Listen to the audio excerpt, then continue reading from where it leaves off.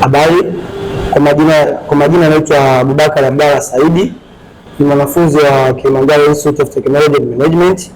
Niko nachukua kozi ya IT Diploma. Niko na mwenzangu hapa Fred Michael, na mimi ni mwanafunzi wa chuo cha Kilimanjaro Institute of Technology and Management na ni mwanafunzi wa Diploma.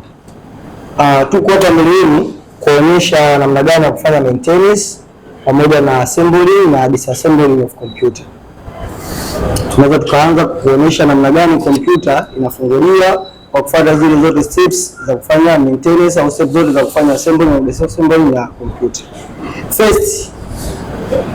First tutaanza kufungua mfuniko wa kompyuta yetu.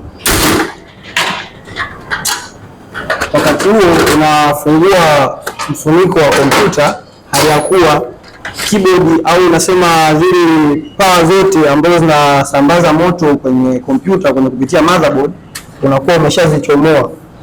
Kwa hiyo baada ya kuchomoa zile power zote like power cable, ukishachomoa unafungua kompyuta. After kufungua kompyuta, kinachofuata ni kuchomoa nyaya zote ndani ya ambazo zimeconnectiwa na motherboard.